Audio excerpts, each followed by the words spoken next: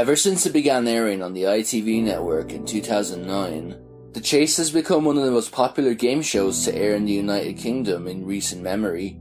The premise is that a team of 4 contestants individually attempt to amass as much money as possible, which is later added to a prize fund if the contestant survives their chase.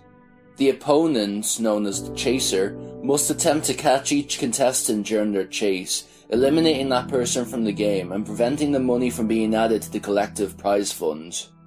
In the individual chase, the player must choose between a higher offer, closer to the chaser, the earned money, and a lower offer, which is further away from the chaser. Later, in the final round, contestants who survive their chases play collectively as a team against the chaser for an equal share of the prize fund. With over 2,000 episodes being aired, you know that someone on the show must have had skeletons in their closet. An episode that aired in 2017 featured Daniel Hodgen, a financial consultant from Lancashire. He made it to the end and won a share of £14,000. 4 years later, in 2021, it was discovered that Daniel had used his position at Halifax Bank to steal money from the accounts of dead people. Preston Crown Court heard Hodgen of Boundary Street in Leyland had been living beyond his means for a number of years. In August 2021, Lloyds Banking Group, which owns Halifax, noticed 2 fraudulent payments, totaling £30,137, had been made from the account of a woman who had died a year earlier. Further investigations revealed a number of dormant accounts had been reactivated and used to move money around. Hodgen was the common link, prosecutor David Clark told the court. In some cases, Hodgen had set up standing orders before cancelling them days later.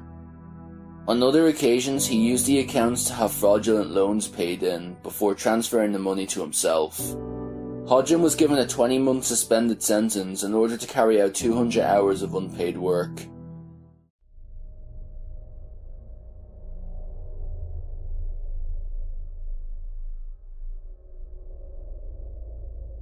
On February 13, 1998, an episode of Wheel of Fortune was taped and later aired on March 18th. However, unbeknownst to the audience and the people who worked on the show, this episode featured a wanted child molester named Matthew Fenwick, who won $4,400 on the show. At the time the episode aired, he was on the run after being accused of molesting 2 underage girls, aged 8 and 10. A warrant had been issued for his arrest in November, but police couldn't track him down until one of the girls saw him on the game show. Matthew Fenwick was arrested 2 days after his appearance on Wheel of Fortune and pleaded guilty in July 1998 to 2 counts of aggravated indecent liberties with a child. For many years, the episode was thought to be lost media, as it wasn't aired after his arrest. On October 2nd, 2020, the episode was found by a user on the Biavowel Boards forum named WheelFan82 and uploaded to both Dailymotion and the Internet Archive. G, please. Yep, sorry. Matt, back to you. Spin? Can spin, okay.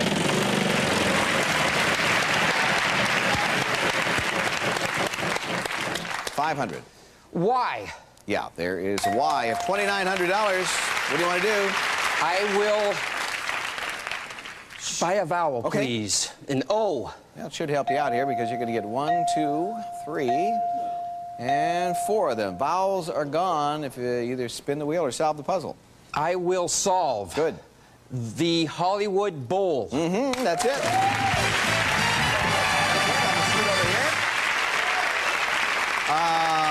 Fun to win the first one, isn't it? Yes, it is. Sure. And you have $2,650, and we'll move right on to our second round. We'll ask Charlie O'Donnell to talk about a prize one of our players could win.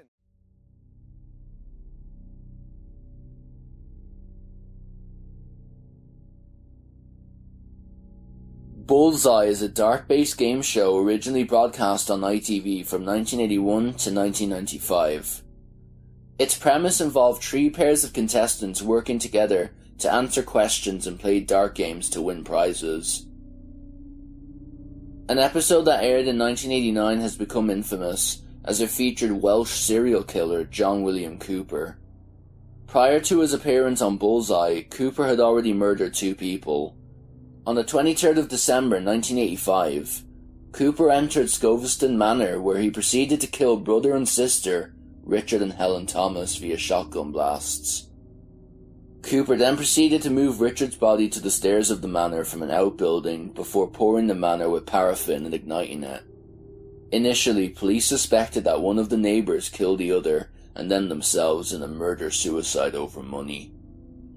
However, they soon realised that the presence of multiple shotgun wounds and remnants of paraffin meant it was clear someone was responsible for both of their deaths. Aside from eyewitnesses describing a fat male driving a 4x4 in the area at the time, the case went cold. On May 28, 1989, Cooper appeared as a contestant on Bullseye.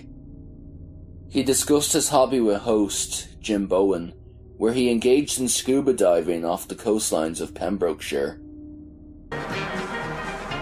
The detectives made an extraordinary discovery. In 1989, the same year as one of the double murders, their suspect had been a contestant on the popular game show Bullseye. You've got an unusual hobby, John, haven't you?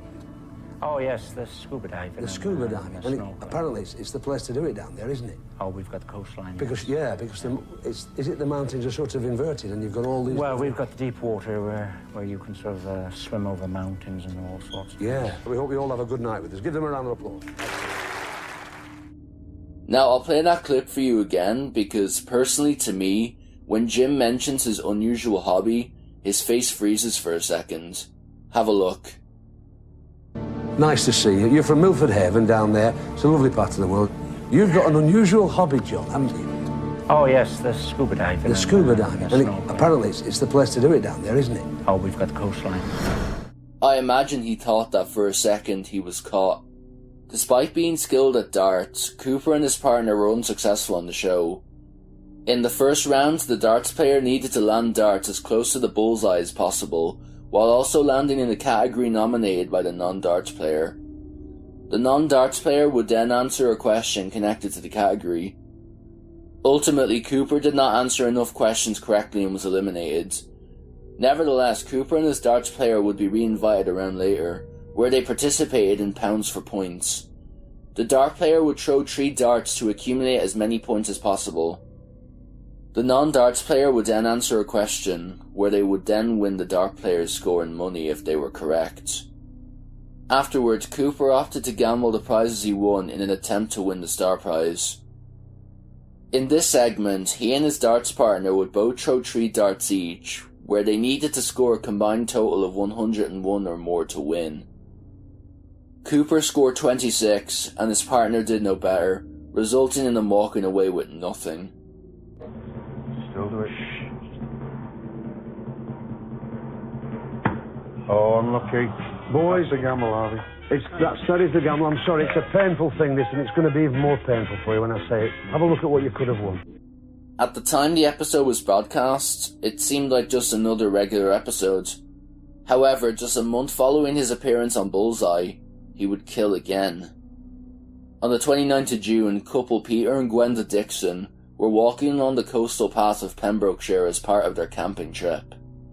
Suddenly, Cooper ambushed them with a sawn-off shotgun, ordering them to a hideaway, and demanded both money and the PIN number of their bank card. After stealing £300 from Peter and tying his hands behind his back, as well as sexually assaulting Gwenda, he killed them both by firing point-blank shots to their face. Cooper's criminal acts continued into the 1990s. In March 1996, he ambushed 5 teenagers with a shotgun close to a housing estate in Milford Haven. He then proceeded to drag a 16-year-old girl at knife point before raping and sexually assaulting her. He held a knife to a 16-year-old and then raped and sexually assaulted a 15-year-old girl. Nobody was killed, but the teenagers were obviously traumatized. In December 1998, Cooper's long criminal history caught up with him. He was jailed for 16 years after committing an armed robbery. He had committed a total of 30 burglaries. He was released from prison in late 2008, however he was soon arrested again in connection with the 4 murders in mid-2009. After forensic tests were conducted, traces of Peter Dixon's blood were found on Cooper's shotgun and a pair of shorts suspected to have been owned by Peter. While this evidence itself strongly linked Cooper to the murders, his bullseye appearance helped solidify it. In February 2009, Detective Chief Superintendent Steve Wilkins requested the help of ITV presenter Jonathan Hill to retrieve footage of the episode, believing it would help with the case. A librarian retrieved a copy in Leeds, which was then analysed. Wilkins discovered that not only did Cooper demonstrate clear knowledge of the coastal area where the Dixons were killed, but also bore resemblance to the sketch of a man that used the couple's bank cards. With this evidence, Cooper was found guilty of the murders of the Thomases and the Dixons and was given a whole life sentence, meaning that he will never be released. You've got £220. What are you going to do? We'd like to gamble. There it is. We managed to then freeze John Cooper in exactly the same position as the artist's impression, and for me, it was like a tracing. The way he was standing, his build, the hair, the scraggly hair, the sort of shoulder length, the unkempt look and moustache. A senior investigating officer advisor, I showed it to him, and his response to me was, "Fucking hell, Wilkie, it's him." He's unfortunately still alive and is 78 now, and is rotting away in an undisclosed prison, probably somewhere in Wales. He's also been linked with other unsolved murders, including Flo Evans, Harry and Meghan Tews, and Griff and Patty Thomas.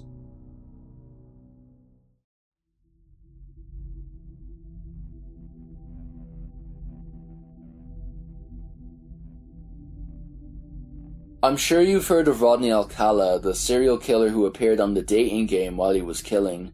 And a quick side note, if you don't know, Rodney Alcala actually died on July 24th, 2021. So yeah, good riddance to him. Anyways, I'm not including him in this video as I wanted to feature cases that aren't as well known.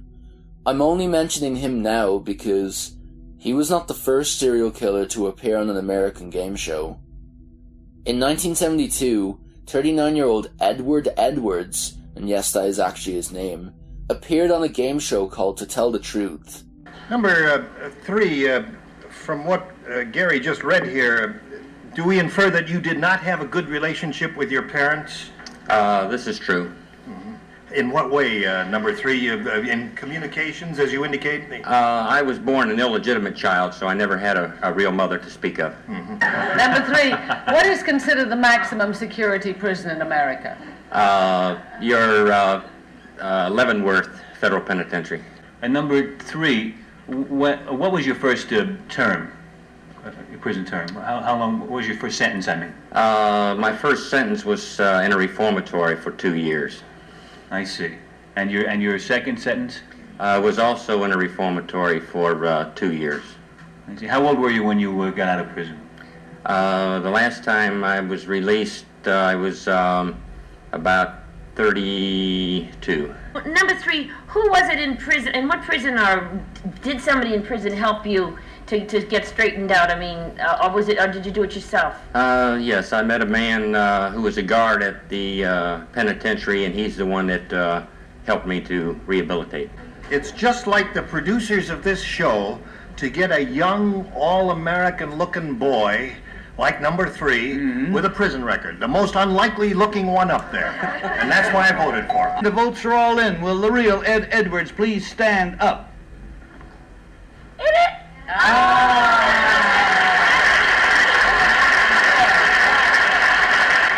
Ed, there's one important point. You and I were chatting backstage, and I asked you what was the reaction in your neighborhood when you came out of the reformatory the first time. Were you put down by your fellow citizens, or did they look up to you? No, when I was released from the reformatory, they looked up to me, and this motivated me to go on to bigger things, because this is why I was out there committing the crime, was for the recognition.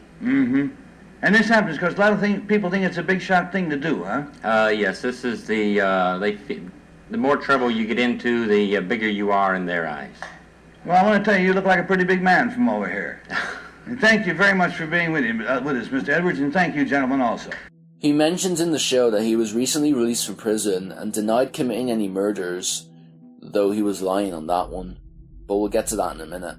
He also appeared on What's My Line, but I can't find any footage of that. Anyways, on to his crimes. After fleeing prison in 1955 and briefly making it onto the FBI's 10 Most Wanted list in 1961, he was recaptured a year later and sentenced to prison until he was released in 1967. The first murders for which Edwards was convicted took place in Ohio in 1977. 21-year-old Billy Lovaco of Doylestown, Ohio, and 18-year-old Judith Straub of Sterling, Ohio, had been dating for 8 months when Straub's car was found in the parking lot of Silver Creek Metro Park on August 7, 1977. Her purse and shoes inside. Family members gathered in the lot the next day as Norton police, aided by a National Guard helicopter, searched for them. There they found Lovaco and Straub lying on the ground, shot at point-blank range with a 20-gauge shotgun. The second pair of murders occurred in Concord, Wisconsin in 1980. Tim Hack and Kelly Drew were stabbed and strangled. These were referred to as the Sweetheart Murders. Edwards had been questioned at the time, but there was no basis to hold him. Almost 29 years later, his connection to the crime was established by means of DNA testing. Edwards' own child April tipped off police about his possible involvement. Edwards also confessed to the 1996 murder of his foster son, 25-year-old Danny Boy Edwards, in Burton, Ohio. The victim had lived with Edwards and his family for several years. Edwards killed his adopted son in a scheme to collect $250,000 in insurance money. Danny, who was a soldier in the army, was persuaded by Edwards to go AWOL from the army and taken by him to the woods near his house in Burton. There, Edwards shot him twice in the face, killing him, and left his body in a shallow grave where it was later discovered by a hunter.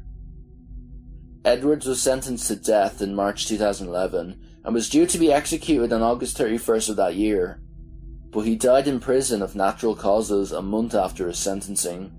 He's been linked to the John Benet Ramsey case and was even thought to be the Zodiac Killer, but nothing was ever proven. Thanks for watching the video, guys, and I'll see you in the next one.